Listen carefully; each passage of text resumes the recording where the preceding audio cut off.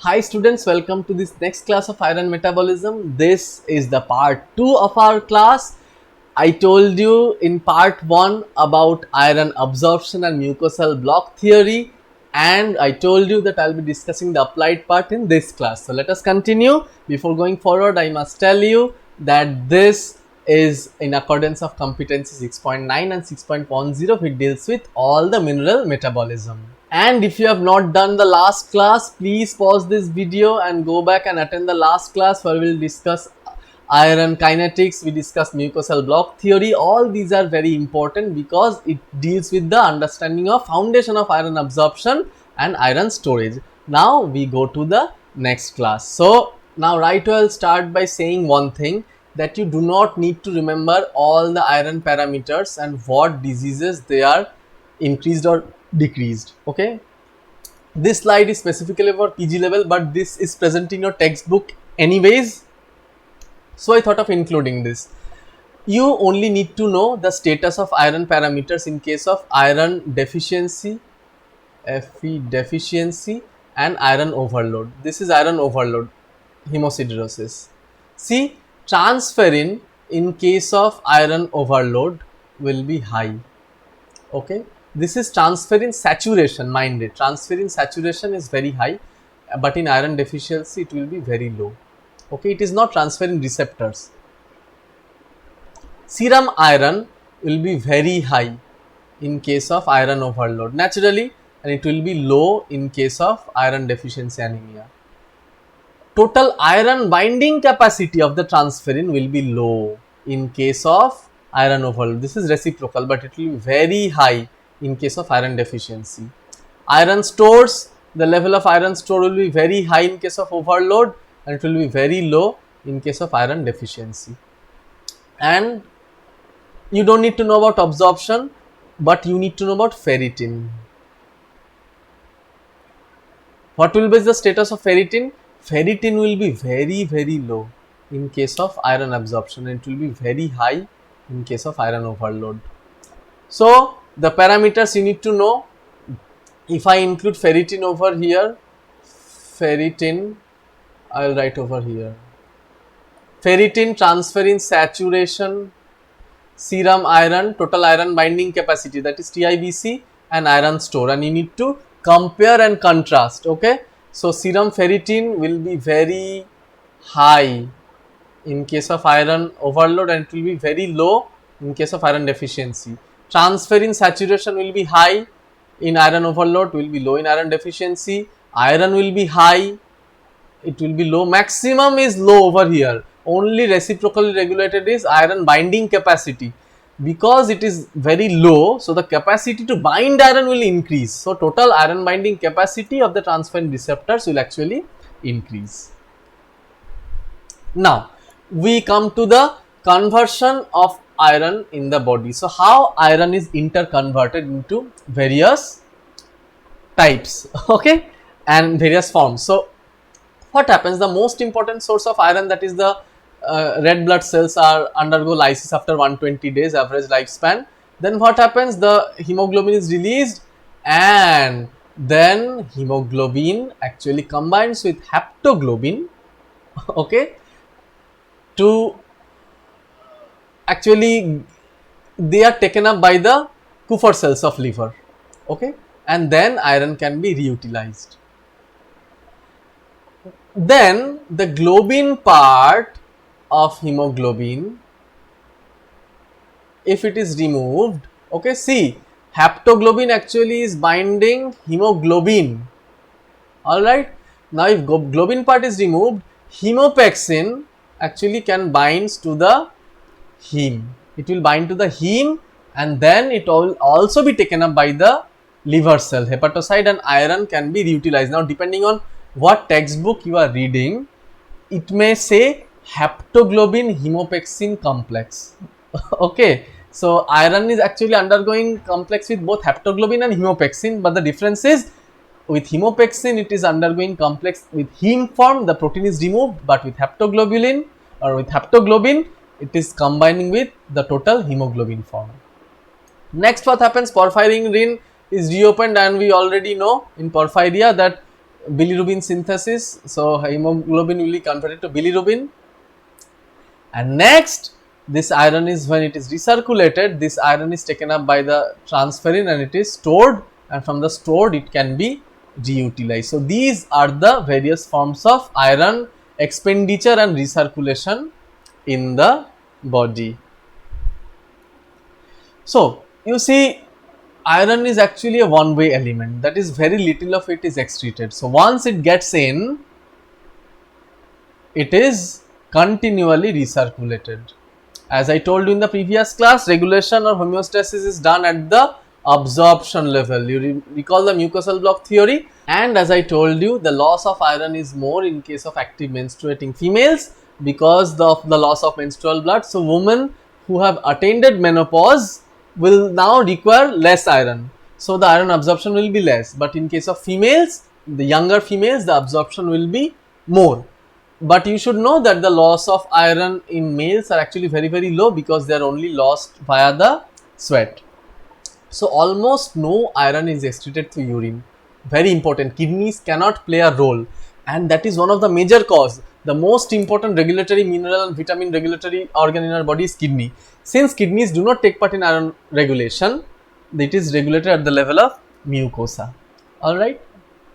Now you should know that feces, they contain iron in two forms. Number one, the iron which is not absorbed, directly excreted, and number two, few irons are actually stored in the intestinal mucosa. So when they undergo desquamation, they are also lost in the feces. So the volume is actually very high. About 30% of the cell intestinal lining are replenished every day. So 1/3 of the mucosal cells are getting lost.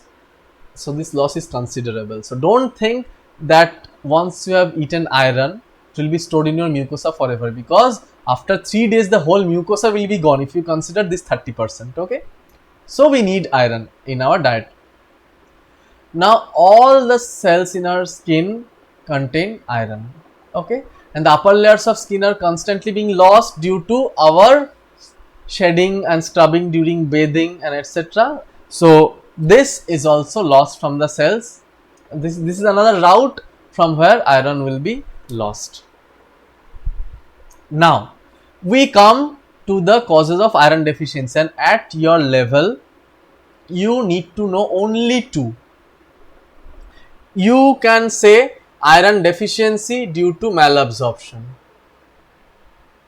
Okay, lack of absorption of iron. Yes, nutritional deficiency and absorption are both corroborating to iron, less iron intake. So remember, one cause of iron intake problem and one cause of iron loss. So one cause of iron loss can be blood loss, so hemorrhagic piles, chronic blood loss in case of menorrhagia, peptic ulcer, repeated pregnancy, because pregnancy is a cause of huge iron depletion because all the iron are sucked up by the fetus. Or hookworm infestation, these are notorious. Okay, Ankylostoma nicator, they are hookworms. Okay, you will read in microbiology. Hookworms are often present in your bathroom floor. You don't even know. Your bathroom may look very clean and tidy, white tiled floor, fine, but hookworms have got a notorious tendency to grow on the bathroom floor, especially if they are wet. So it is always and always mandatory to go to your bathroom with your bathroom slippers. Remember, bathroom slippers should be of a rough texture. You should not slip in the bathroom and cause fall and trauma. But the reason why we are asked to go to bathroom with our slipper is not to prevent our feet from getting wet. No, it is for the hookworms to prevent entering the skin. Definitely, if you keep your bathroom clean and sanitized, if you apply bleaching powder and if you scrub them with acids, hookworms will not grow. But if you keep your bathroom toilets moist and untidy, hookworms will grow, and you won't even understand why anemia is happening. If you get your stool tested, you will see there's a lot of hookworms, and most important source of hookworm is your bathroom if you go empty footed, because they can enter directly via the skin. Scary, right? And other causes like nephrosis and lead poisoning. I told you, lead poisoning, they inhibit iron absorption. 1 atom of lead can inhibit 1000 atom of iron. Remember, two cause, one nutritional deficiency or absorption, and one increased loss, that is pregnancy, hemorrhage, hookworm, anything. We go to the next slide, that is iron deficiency anemia. Remember students, iron deficiency is very common, just like vitamin D deficiency. Almost all of Indian active aged growing women are deficient in iron because their nutrition are poor. Okay, so almost 30% of world population is anemic. Most common nutritional deficiency disease, most common. Okay, so this is an MCQ, and about 85% of pregnant women suffer from anemia. These percentage are all MCQ percentage, and these keep on changing year after year. So it is very important to go through the latest textbook. These are the latest stats. So if any new edition comes up, I will update my PowerPoint for the next batch.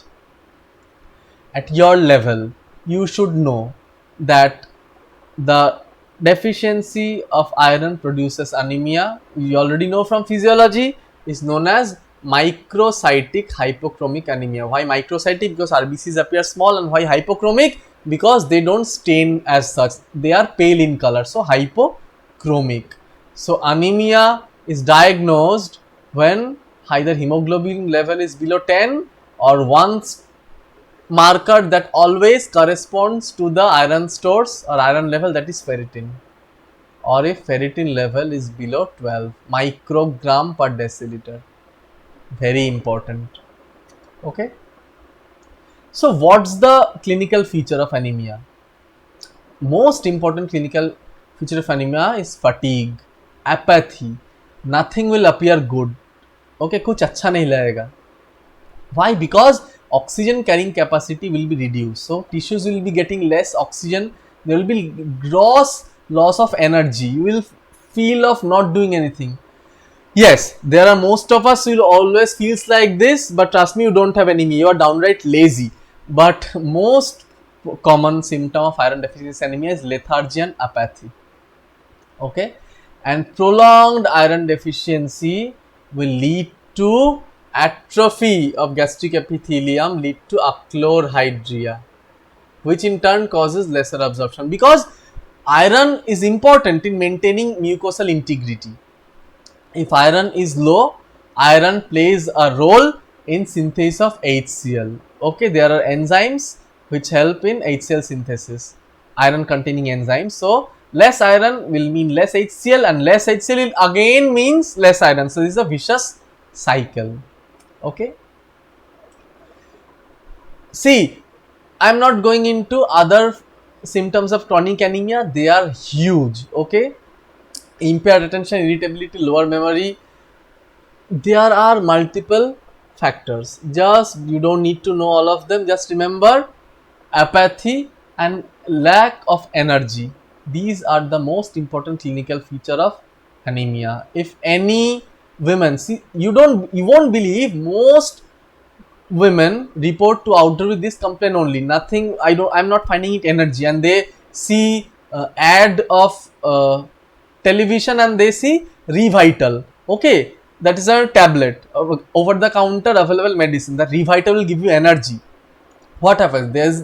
That is not a magic drug, they contain iron along with vitamins, so that iron will replenish iron store, and then the apathy is restored. So I am telling you a lot of interesting stuff. You should know that chronic iron deficiency produces koilonychia or spoon shaped nail. So this is what spoon nails look like. Nails are actually inverted in the opposite, bent in the opposite direction. So koilonychia or spoon nail. Remember in vitamin D deficiency we studied onycholysis, a disease where nail was getting detached from the bed.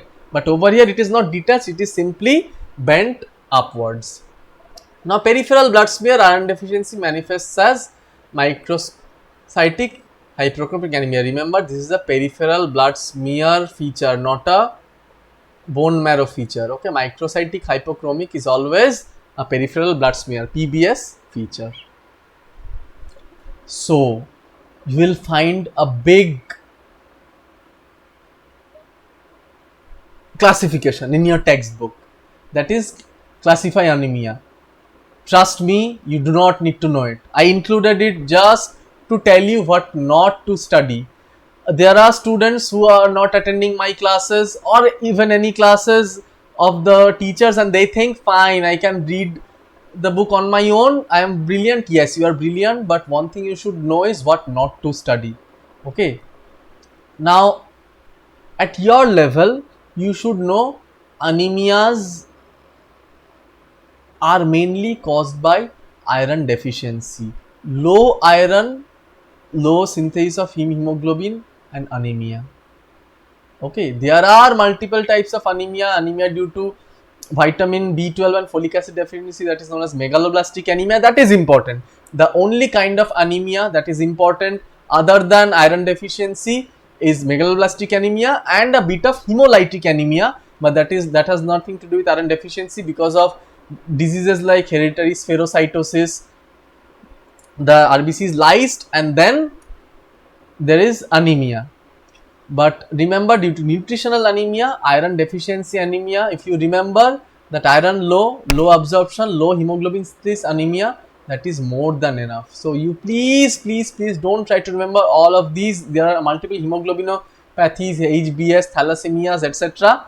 Yes, all of them are characterized by iron deficiency anemia. All of them are characterized with some type of anemia, but you don't need to know. At your level, you need to know 3 types. Number 1, impaired production of RBC due to iron deficiency, Fe deficiency, vitamin B12 or folate deficiency, folic acid, and due to hemolysis, ABO-RH incompatibility or hereditary spherocytosis. These ones.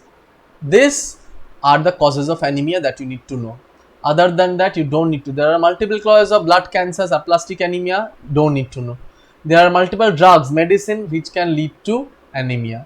By the way, I told you one nutrient or one metal that if ingested will cause anemia. So you can remember that, that is lead will inhibit heme synthase, that is plumbum or Pb will cause anemia. So actually these are not classification of anemia, these are actually causes of anemia. So you can remember like that. Nobody will ask you classification of ammonia and if anemia. And if they ask, just tell them iron deficiency anemia, vitamin B12 and folic acid deficiency anemia, and hemolytic anemia. So microcytic, megaloblastic, and hemolytic. So how iron deficiency anemia is treated? Okay, remember iron supplementation is always supplemented by folic acid, because whenever there is iron deficiency, there is underlying by B12 and folate deficiency always. Okay, so normally in adult male it is not needed at all. This is actually needed in case of pregnant women. Okay, in case of children you don't remember the dose. Frankly, you don't remember the dose at all. Just remember iron and folic acid is given together. Okay, and as I told you, ascorbic acid helps in reduction of iron from ferric to ferrous. So it is also supplemented with vitamin C to help in absorption of iron. Okay, often it is given with zinc, because yes, I think I will discuss a bit of zinc, or I may not. So just remember, iron and zinc combinations are readily absorbed to correct deficiency of both. Okay, now in what form the tablet is given? Remember, ferrous sulfate is the first choice. It is readily absorbed. It is already available in Fe2+, so it is absorbed readily, but it is not tolerated well. I mean, there are multiple allergic reaction to ferrous sulfate. In that case, fumarate or gluconate may be tried. But remember, number 1 choice is ferrous sulfate, because it is very cheap. Okay, but you don't need to know the polymaltose and biglycinate, bisglycinate, because those are all for your gynecology classes. Remember, yes, now and again you will be reading iron in your final year, because you will be needing all of them in treating your pregnant patients, right? Just remember, iron and folic acid are given together as supplement along with vitamin C. Now let us take a look about iron toxicity. So as I told you, iron overload, especially in a person who are receiving multiple blood transfusion for thalassemias, they are a prime candidate to develop hemosiderosis. So hemosiderosis will not develop if you eat 20 iron tablets. Okay, it will not happen, because if you eat iron will be thrown out from the gut. Only when parenteral, remember this is enteral, oral, and anything parenteral means via injectable. So injectable iron mainly lead to hemosiderosis. So you don't need to know what is primary or secondary hemosiderosis, just forget it. You can remember, okay, I just got confused, there was 3 marks in my PPT, I don't know how it happened. So as I told you, cooking in iron vessels increases the availability of iron. Now an MCQ came in AIIMS, that what is Bantu siderosis, that's why I included in this slide, and it is also included in your Vasudevan textbook if I am not wrong. So that is nothing but a tribe of Africa. Okay, often it is known as Bantu, or it is in, I think in other textbook it is known as BANTI, Banti. Okay, so depends on what you call the tribe. Okay, so that Banti tribe in Africa, they are prone to hemosiderosis because their staple food is corn. Okay, yes, that is low in phosphate content, that is something else, but corn has got very high source of iron, and in them they actually eat so much iron that their blood samples have been tested and hemosiderosis have been found, but that is not a disease in them, that are their normal features. So that I am just touching that point. Now, what is hemochromatosis? Okay, now in case of hemosiderosis, you understand that this is nothing but excess iron in storage form. Okay, normally iron is stored in ferritin form, but if iron is in excess, it is now getting stored in the form of hemosiderin. Normally hemosiderin level is very low, only and only if there is iron overload, there is hemosiderosis. Now hemosiderin is actually not colorful, not colored compound. It is colored, but it is not available on top of the skin. What is available, that if this hemosiderin level is too high, then this hemosiderin will start to deposit, it will cause cell death, and it will start to deposit under the skin. Okay, normally hemosiderin is present in the storage site, that is spleen, bone marrow and liver. But if the level of iron in body is excess, too high, then hemosiderin will start to kill the cells of liver, and after cirrhosis has happened, it will start depositing on the skin, and it will also kill the pancreatic cells. Okay, so this will also lead to something called diabetes. Now, when the skin undergoes a brownish coloration or yellow brown coloration, then this hemosiderosis is actually causing skin discoloration, then it is also known as hemochromatosis.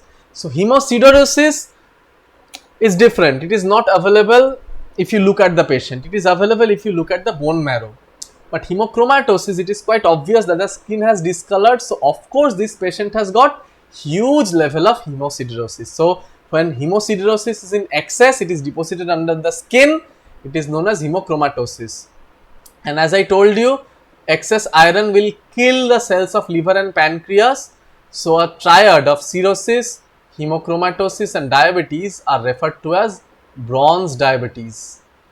Alright, this normally occurs in patients of repeated iron injection or repeated blood transfusion. However, this can happen, this is more frequent in cases of chronic alcoholics, because the liver cells get destroyed and hemosiderins cannot be stored in liver and they get deposited under the skin.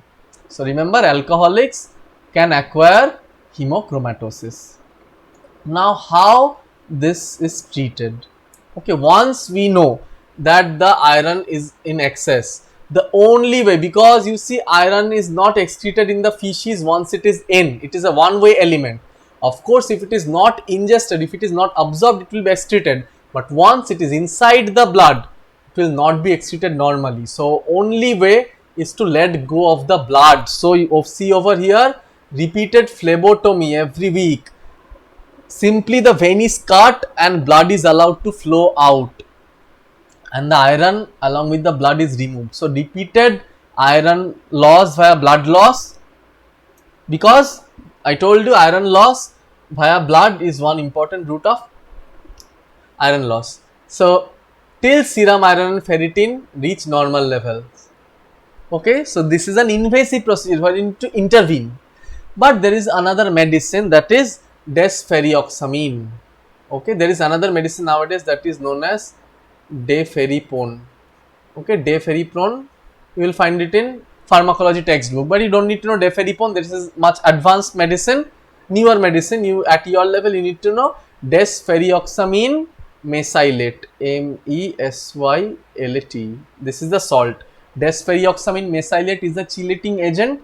It combines with iron and forms a soluble ferric form to form a ferrioxamine, which is actually soluble and is excreted via urine.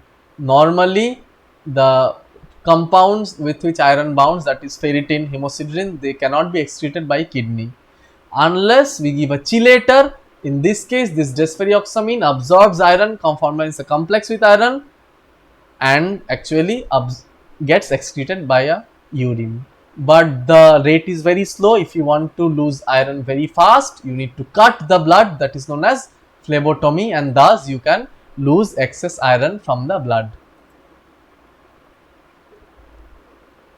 So we come to the end of iron metabolism. So let us recap what we read in this class. Continuing with the last class of iron storage, we read how we need to differentiate two states of iron overload and iron deficiency with the various parameters. We read about the conversion of iron into various forms, the role of liver, the role of haptoglobin and hemopexin. Next, we looked at the excretion of iron. We studied that iron is a one way element. Once it comes in, it cannot go out, and kidney has no role, but it is shedded in the form of intestinal mucosal cell, that is 30%, and loss from the skin cells by repeated scrubbing and bathing. Lack of iron absorption, hookworm infestation, or nutritional deficiency, or blood loss, any two cause you need to remember, or lead poisoning that leads to iron deficiency. Next, we look at the iron deficiency anemia, which is diagnosed either by looking at the hemoglobin level or ferritin level, and we took a note that 85% of pregnant women suffers from anemia, and it is the most common nutritional disease, with almost 35% of the world's population getting affected by it.